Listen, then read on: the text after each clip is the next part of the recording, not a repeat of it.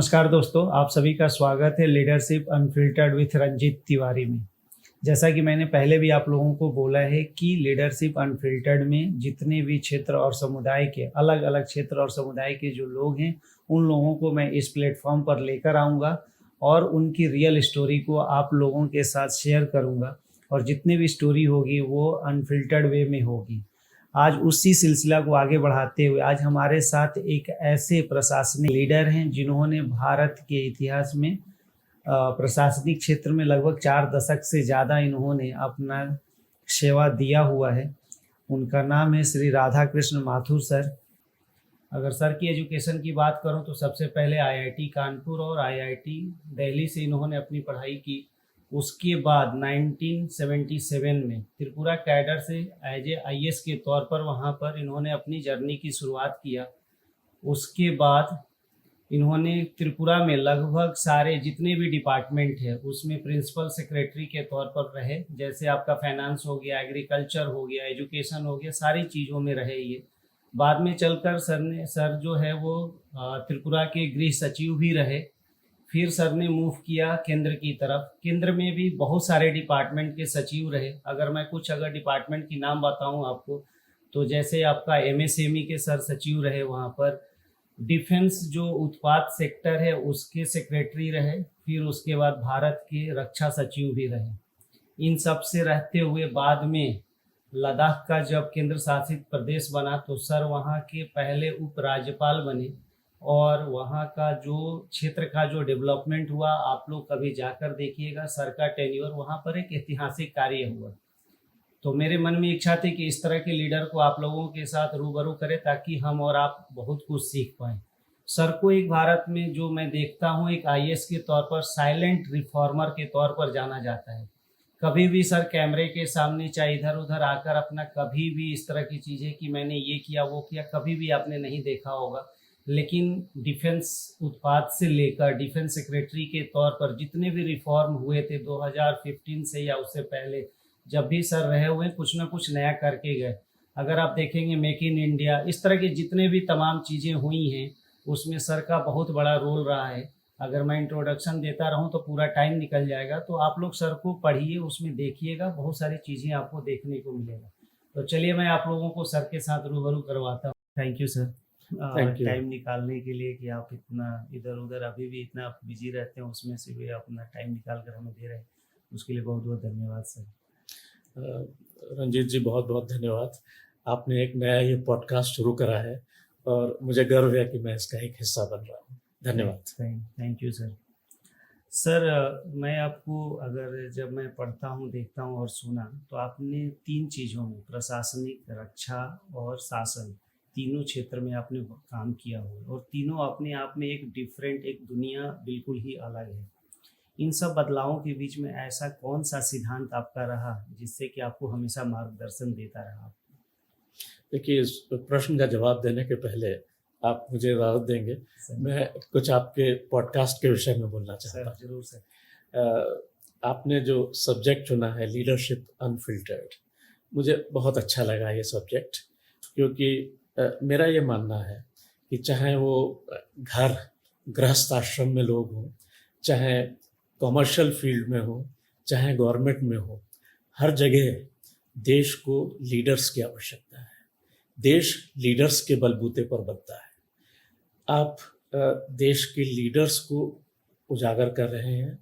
मुझे लगता है कि ये करने से हमारी युवा पीढ़ी उनके एक्सपीरियंस सुनेगी, उससे सीखेगी और इससे देश को मजबूत बनने में मदद मिलेगी।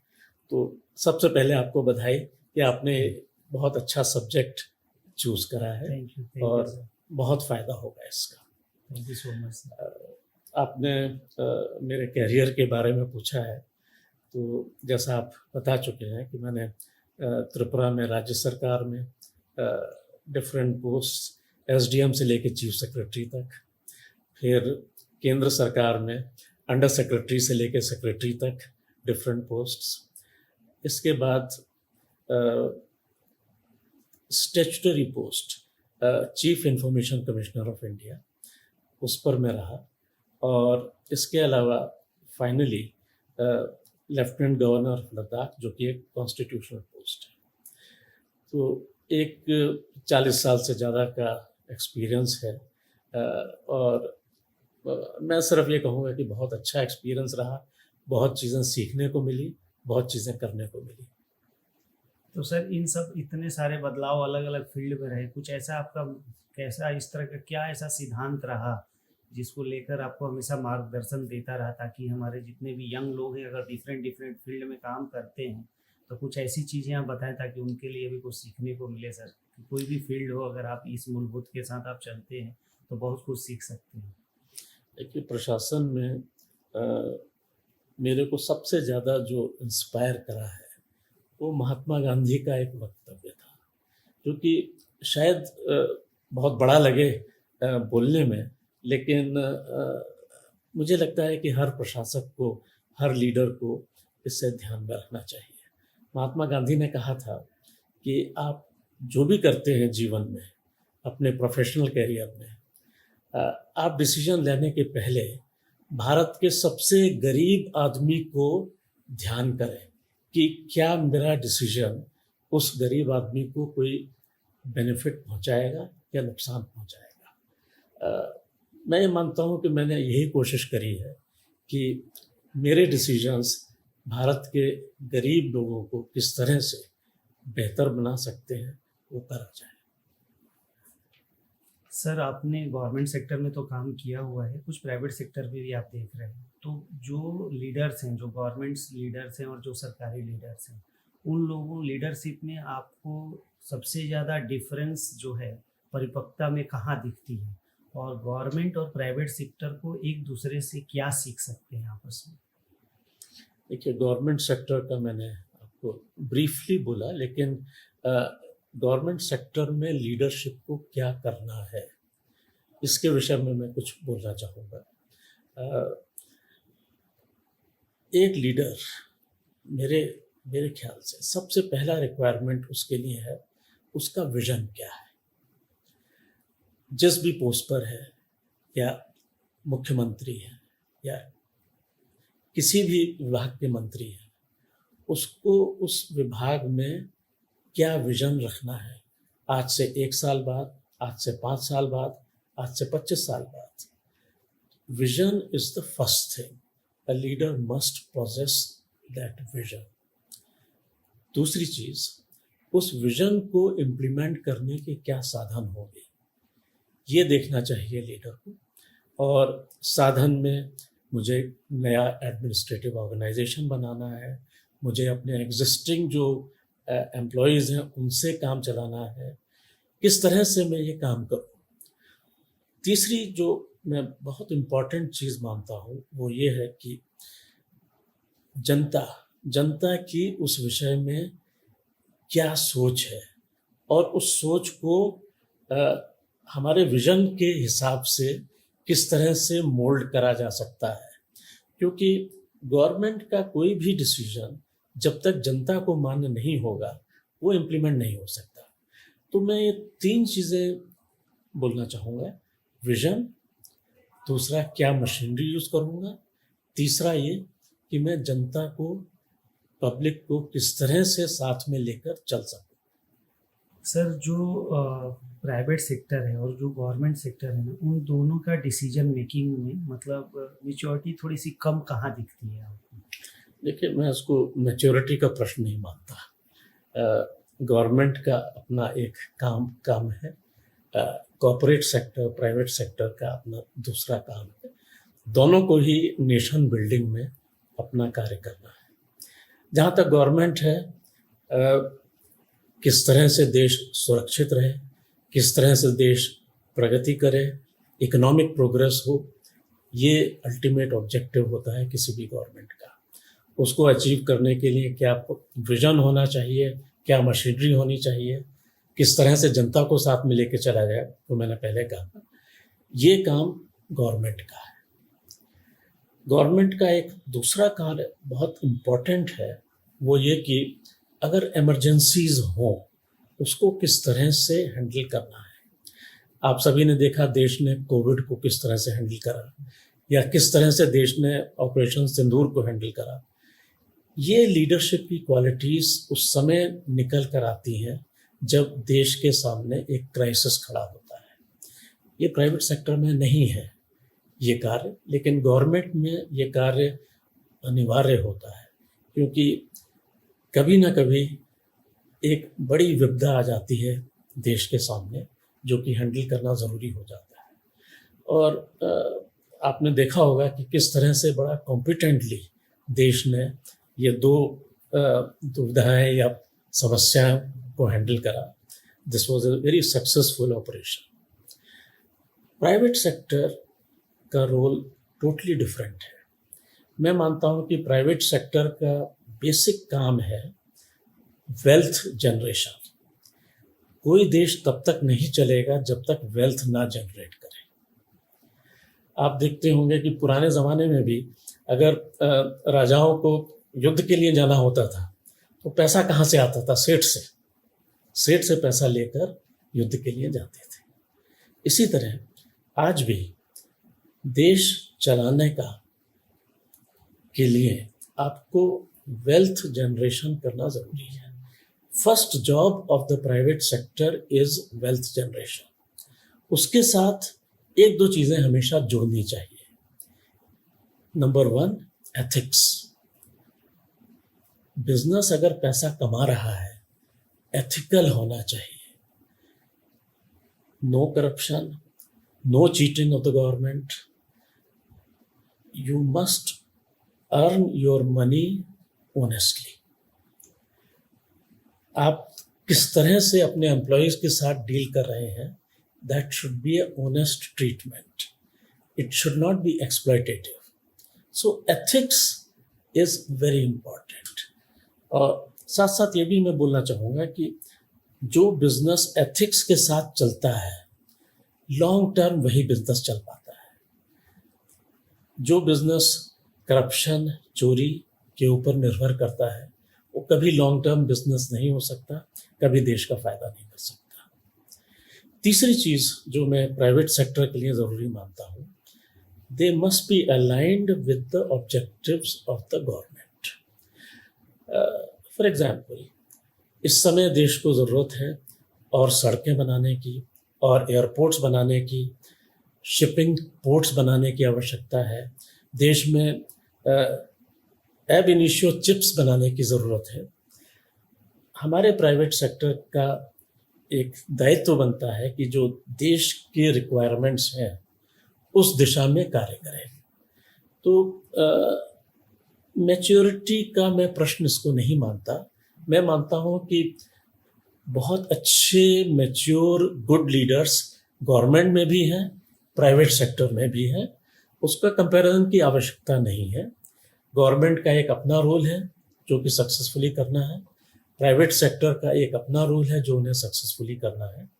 और ये अवश्य हो सकता है कि अच्छे प्राइवेट सेक्टर के लोग गवर्नमेंट में जाएं या अच्छे गवर्नमेंट के लोग प्राइवेट सेक्टर में जाएं। Cross fertilisation can yield good benefits which we should attempt. तो एक दूसरे से क्या सीख लेनी चाहिए सर? बहुत सारी चीज़ें हैं सीखने को। प्राइवेट सेक्टर में जैसा मैंने कहा that you are much more focused on results. Government में अक्सर ये हो जाता है कि हमारा फोकस इतना शार्प नहीं होता।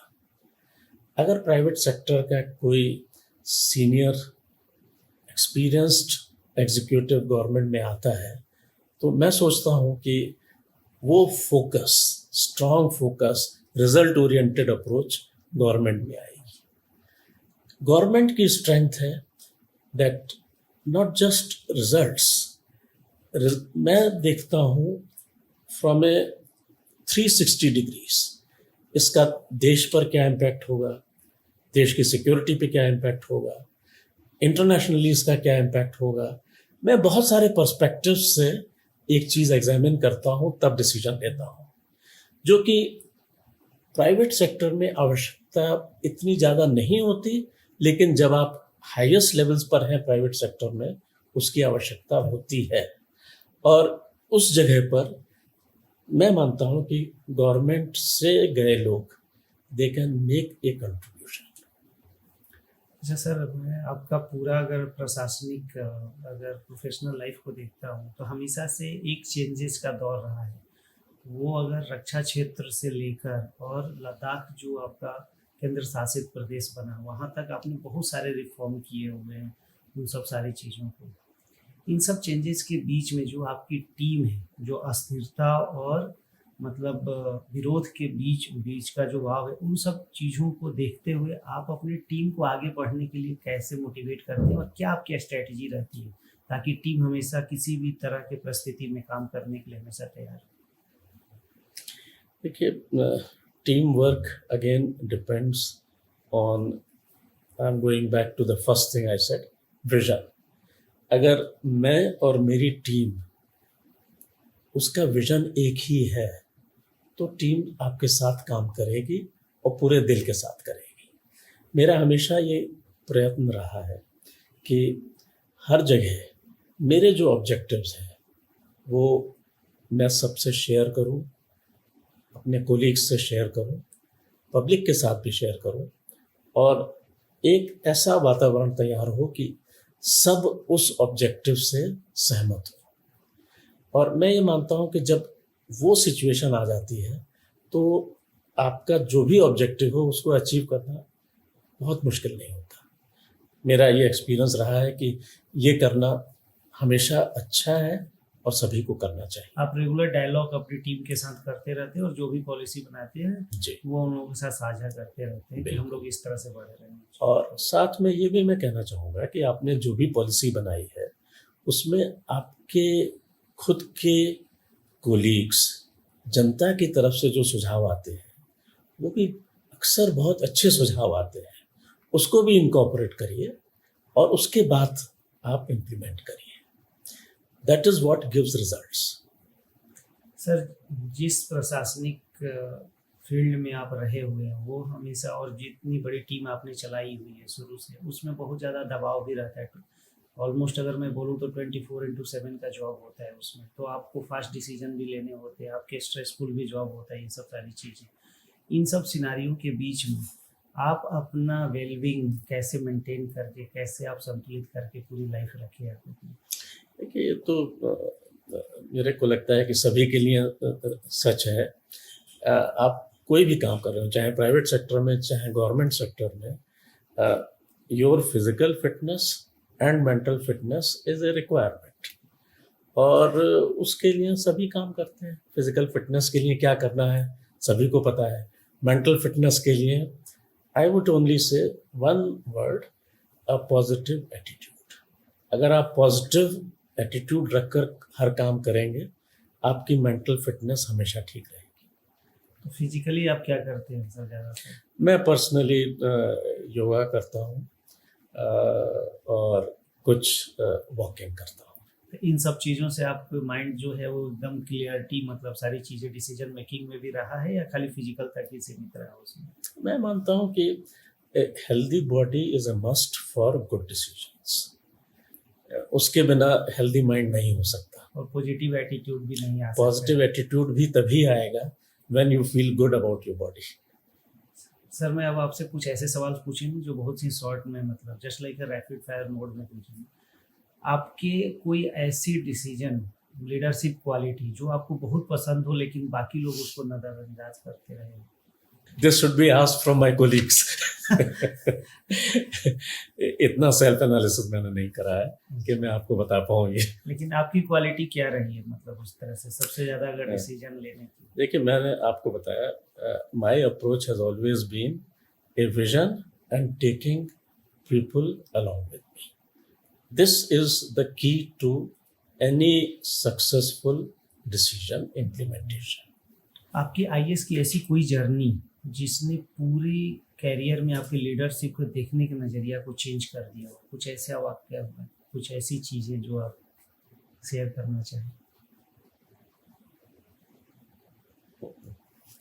I think hundreds of things would have happened, पर चलिए मुझे एक बहुत ही छोटा सा एग्जाम्पल याद आ रहा है तो आपसे मैं शेयर करूँगा। जब मैं त्रिपुरा में डिस्ट्रिक्ट मजिस्ट्रेट था, फ्लड्स का प्रॉब्लम हर जगह होता है। पहले साल फ्लड्स आई और एक रिमोट एरिया जहाँ पर कि लोग फंस गए थे, we had to send boats to rescue. अगले साल मैंने सोचा कि इसकी पहले तैयारी कर लूँ, वहाँ पे हर साल फ्लड्स होती हैं। तो मैंने उस गांव के प्रधान को पहले से बोट दे दी। फ्लड्स आई और उसके बाद वहाँ से फिर मैसेज आ रहा है कि हम लोग फंसे हुए हैं। अब मुझे समझ में नहीं आया कि जब वहाँ पर बोट है तो ये किस तरह से फंसे हुए हैं। और जानकारी लेने की कोशिश करी तो पता पड़ा कि आपने बोट तो दे दी है, लेकिन बोट को जो चलाएगा उसके लिए पैसे नहीं दिए। Now this is a learning. अगर पब्लिक के साथ आपको काम करना है तो पब्लिक की क्या एक्सपेक्टेशन है ये आपको समझना जरूरी है। Third year you gave money as well as the boat, तब रेस्क्यू की जरूरत नहीं पड़ी। अपने आप की सारी चीजें। तो the biggest lesson out of this, चाहे ये बहुत ही छोटा सा एग्जाम्पल हो, द बिगेस्ट लेसन इज कि आप सक्सेसफुल कोई भी डिसीजन इम्प्लीमेंट तभी कर सकते हैं जब आपने हर एंगल, हर रिक्वायरमेंट, हर पब्लिक के व्यू को सोच लिया हो, तभी आप इम्प्लीमेंट कर सकते हैं। Otherwise it can not be implemented. अगर इंडियन ब्यूरोक्रेसी को अगर आज के डेट में अगर एक शब्द में डिफाइन करना हो तो वो शब्द क्या हो? बहुत अच्छी ब्यूरोक्रेसी है। कभी कभी लोगों को लगता है कि जितने रिजल्ट्स आने चाहिए वो नहीं आए, लेकिन अगर पॉजिटिव साइड पे देखें, इन 75 साल में देश जहाँ तक भी पहुँचा है उसमें ब्यूरोक्रेसी का एक रोल रहा है और आगे भी रहेगा। मैं ये नहीं कह रहा कि ब्यूरोक्रेसी इम्प्रूव नहीं कर सकती, डेफिनेटली बहुत चीज़ें सीखने को हैं। As the world is changing, bureaucracy has to learn new things, they have to go for new approaches. But good thing is that our young generation which is getting into bureaucracy, they are learning new things, they are learning new skills, they are learning new areas of specialization. मुझे लगता है कि वक्त के साथ साथ चलने में हमारे ब्यूरोक्रेसी सक्षम होगी। लेकिन अगर कोई टैगलाइन देना हो, अगर वन वर्ड का कुछ ऐसा तो कुछ अगर आपके बहुत अच्छी बहुत अच्छी तो उसमें अच्छा सर, एज ए मेंटर अगर आपको किसी 25 ईयर ओल्ड लीडर्स को, या वो सिविल सर्विस का हो या कोई लीडर है, अगर आज की डेट में अगर आप ट्रेंड करेंगे तो उसको ऐसी कौन सी टिप्स आप देंगे कि वो आजीवन ना भूले उस चीज़ के, वो उसको हमेशा एक जहन में रहे कि आर के माथुर सर ने मुझे ये टिप्स दिया था और मुझे इस तरह से लेकर आगे चलना है? मैं इसको रिपीटिशन करूँगा महात्मा गांधी, जो मैंने आपको शुरू में बोला था, always remember the poorest man. जब भी आप डिसीजन ले रहे हैं, रिमेंबर द पुअरेस्ट मैन। समाज का सबसे लास्ट पायदान पे खड़ा आदमी, आपका डिसीजन उसको बेनिफिट करेगा कि नहीं करेगा। मुझे लगता है कि ये सबसे इम्पोर्टेंट क्राइटेरिया। सर, ऐसी कोई बुक या कोई ऐसा अनुभव जो आपकी लीडरशिप के नज़रिए को बहुत ही ज़्यादा गहराई से चेंज किया हो?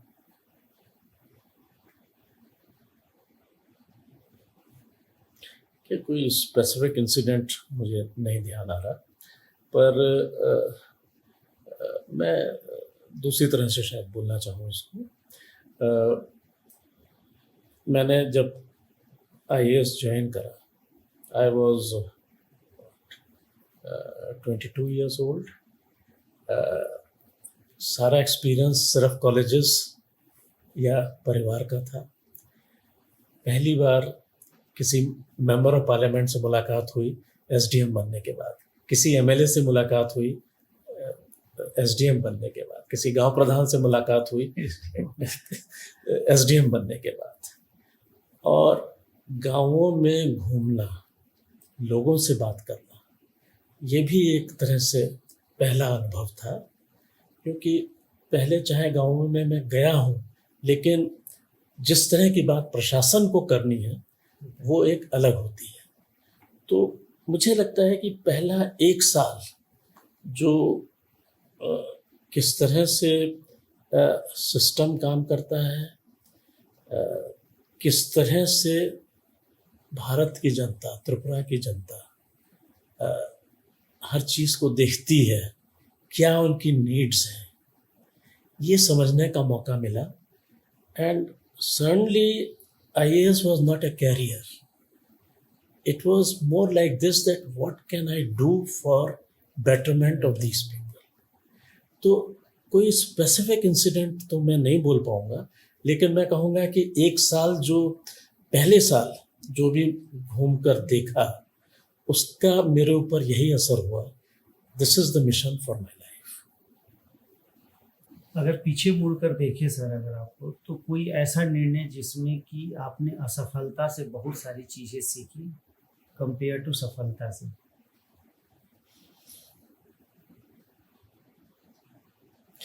देखिए, मैं मानता हूँ दैट इन अ डेमोक्रेसी कोई डिसीजन आप लेते हैं, it cannot be the best possible decision. Democracy में सारे डिसीजंस ऑप्टिमल होते हैं या सब ऑप्टिमल होते हैं. तो मेरा ये मानना है कि हर जगह, हर दिन, बल्कि जो मैं चाहता हूँ, जो मैं सोचता हूँ ठीक है, वो पूरी तरह से इम्प्लीमेंट कभी नहीं हो पाया. कभी होना भी मुश्किल है, क्योंकि आपको जो दूसरे इनपुट्स मिल रहे हैं from your own colleagues, from political leadership, from the general public, they are pointing to a different scenario, different dimension of the problem. तो जो मैं सोच रहा था कि ये बेस्ट डिसीजन है, it turns out that it has to be changed. It has to be made into a decision which is practical and implementable based on those inputs. And therefore, इसको मैं फेल्योर नहीं बोलना चाहूँगा. मैं ये बोलना चाहूँगा कि आप जो भी डिसीजन रोज़ ले रहे हैं, they have to be decisions which are successful, which are implemented. सरकारी ऑफिसर्स को लेकर जो आम पब्लिक में जो एक गलतफहमी बनी रहती है, उसको अगर आप दूर कर सकें कि नहीं ऐसा नहीं है जैसा लोग सोचते हैं, तो कुछ ऐसा कुछ चीज़ है जिसको आप लोगों के साथ बताना चाहेंगे कि जैसा आप सोचते हैं रियल में ऐसा है नहीं? देखिए, मैं शायद थोड़ा सा डिफरेंट एंगल से इसको बोलना चाहूँगा. सरकार के बारे में कुछ गलतफहमियां भी होती हैं, कुछ बातें ठीक भी होती हैं. तो मैं ऐसा नहीं मानता कि जब पब्लिक कुछ बोल रही है वो हर तरह से गलत है. ऐसा नहीं होता. Their impression is frequently correct. I have to give them that respect, that what they are thinking, what they are seeing is what is the reality. लेकिन एक मिस इम्प्रेशन मैं बोलूँगा, जो कि मुझे लगता है कि मैंने देखा है. ऐसा माना जाता है कि हर काम ब्यूरोक्रेसी को या पॉलिटिकल लीडरशिप को ही करना चाहिए. ये एक एटीट्यूड मुझे लगता है कि उसमें चेंज की ज़रूरत है. हमारा कॉन्स्टिट्यूशन खुद अमेंड करा गया, आर्टिकल 51, फंडामेंटल ड्यूटीज़. हर नागरिक को क्या करना चाहिए देश के लिए, छोटी छोटी चीज़ें. अगर पब्लिक प्रॉपर्टी है, उसको आप नुकसान नहीं पहुंचाएंगे. अगर कोई सिस्टम, उसमें कोई डिस्टर्बेंस लाने की कोशिश कर रहा है, पब्लिक ऑर्डर डिस्टर्ब करने की कोशिश कर रहा है, उसको आप रोकने का प्रयास करेंगे. तो there are duties with the general public, and for the public to think कि मैं ट्रेन का एक शीशा तोड़ दूंगा, इसके बाद रिस्पॉन्सिबिलिटी सरकार की है कि ये शीशा क्यों टूटा हुआ मिला, ये नज़रिया चेंज करने की आवश्यकता है. इसलिए 51st article of the constitution, fundamental duties of the citizens, इसको बहुत एम्फसाइज करने की आवश्यकता है, जनता में इस विषय में जागरूकता लाने की आवश्यकता है। क्योंकि कहीं ना कहीं वो भी सबकी प्रॉपर्टी है और उसको नुकसान नहीं होना ये चाहिए। जनता की ही प्रॉपर्टी है और इसको नुकसान नहीं पहुंचाना चाहिए। Environment, that article also says you should not damage the environment. आप किसी नदी में आपने फैक्ट्री लगाई है, सीवेज डायरेक्टली डाल रहे हैं, गवर्नमेंट के नियम कानून हैं लेकिन आप फिर भी डाल रहे हैं। एज ए सिटीजन आपकी जिम्मेदारी है। इसके बाद अगर आप कहें कि ये नदी साफ नहीं है तो उसको गंदा करने में तो आपकी भी जिम्मेदारी है। तो हर जगह क्या जिम्मेदारी नागरिक की है, क्या जिम्मेदारी गवर्नमेंट की है, इसको दोनों भाग अलग अलग करके देखना चाहिए, सोचना चाहिए और आत्मसात करना चाहिए। कुछ लोग ब्यूरोक्रेसी को लेकर बोलते हैं कि दिखाते कुछ है करते कुछ नहीं, ऐसा परसेप्शन सही है या गलत है? देखिए, इंडिया में कहा जाता है कि जो कुछ बोला जाता है वो सच भी होता है, झूठ भी होता है। तो मुझे नहीं पता कि इसमें कितनी सच्चाई है, लेकिन मेरे अनुभव में bureaucrats tend to do what is best for the country, what is best for the public. Sir, आपके लिए असली शक्ति जो है वो क्या मायने रखती है? आपने इतने बड़े प्रशासनिक पद पर काम किया हुआ है, तो आपके लिए असली शक्ति जो है वो क्या मायने रखता है? असली शक्ति से आपका क्या मतलब, मुझे आई डोंट नो क्लियरली, लेकिन हर जॉब में आपके पास कुछ पावर्स होती हैं और कुछ रिस्पॉन्सिबिलिटीज होती हैं, और जो पावर्स हैं उसको एक्सरसाइज कैसे करना है, किस तरह से सोचना है, ठीक दिशा में किस तरह जाना है, ये आपका दायित्व है। तो असली पावर मेरे हिसाब से सिर्फ वही है जो कि I have powers, how do I discharge them in the best interest of the public. I may have a lot of powers as lieutenant governor, you may have powers to do hundreds of things, but how you are exercising that power for the welfare of the people, for the security of the country, for the long-term benefit of the country, I think that is the critical thing. तो unadulterated power, मुझे नहीं लगता कि ऐसी कोई चीज़ है दुनिया में। Power always means power with responsibilities. सालों के सार्वजनिक सेवा के बाद ऐसी कौन सी चीज़ है जो हर सुबह आपको शांति और एहसास, जो उद्देश्य का एहसास कराती है आपको?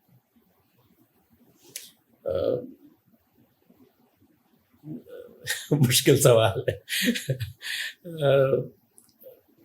मुझे लगता है कि मेरे मेरे मेरे पास हमेशा एक ही फीलिंग रहती है, that I have tried to do my best for the country and that I have delivered some little bits for the country. ये एक फीलिंग मेरे साथ 24 घंटा ही रहती है, सुबह नहीं। सर, आपके लिए हमेशा लोग साइलेंट रिफॉर्मर के लिए क्यों जाने जाते हैं? आप हमेशा बोलते हैं, लोग जब भी आपकी बात करता हूँ कहीं पर तो बोलते हैं कि माथुर सर जो हैं वो बड़े बड़े काम कर जाते हैं, इसलिए हम लोग उनको साइलेंट रिफॉर्मर बोलते हैं। तो ये कैसे सर पॉसिबल हो पाया? मैंने ये शब्द पहली बार सुना है, साइलेंट रिफॉर्मर। मैं फिर से वही कहना चाहूँगा दैट जिस भी जगह मैं रहा हूँ मैंने अपनी तरफ से कोशिश करी है कि अच्छा काम कर सकूं और पब्लिक का भला कर सकूं। सर, सभी लोग आपको प्रशासनिक और हर फील्ड में आपको जानते हैं, कुछ ऐसा एक हिडन टैलेंट जो आप हमारे लोगों के साथ शेयर करना चाहें जो लोग नहीं जानते, कुछ ऐसा? नथिंग। ये मेरे पास और कोई टैलेंट नहीं है सिवाय गवर्नमेंट जॉब के शायद मैंने कुछ नहीं करा जिंदगी में। I have things which I enjoy, talent मैं नहीं कहूँगा, but there are things which I enjoy. For example, I enjoy reading books, I enjoy reading, listening to good music. So there are sources of enjoyment, लेकिन मेरी खुद की talent शायद zero है। तो सर कुछ गुनगुना भी लेते हैं सर, कुछ उस तरह से? मेरी टैलेंट जीरो है। अच्छा, कोई ऐसी बुक जो कि आप बहुत अच्छा पढ़े हो और आपको अच्छा लगा हो, कुछ ऐसी जो मतलब है, अगर अब वो भी एक टैलेंट के तौर पर? I read all sorts of books. Recently मैंने युval नोआ हरारी की एक किताब पढ़ी है on artificial intelligence. I enjoyed reading that book. अगर उसकी दो लाइन सर, अगर उसका मेन जो सारांश है, अगर एक लाइन दो लाइन में अगर बताना चाहें सर? हरारी जी का ये कहना है कि artificial intelligence has to be controlled very carefully, otherwise it may hurt the mankind. Thank you so much sir time देने के लिए। और मैं आप लोगों से भी बोलूँगा कि जितना भी पॉडकास्ट है आप अच्छे से सुने, और सर को आप लोग ज़रूर फॉलो करें। As a administrative, as a प्रशासनिक आप लोगों को बहुत कुछ सीखने को मिलेगा, तो एक बार आप लोगों को ज़रूर फॉलो करना चाहिए। Thank you.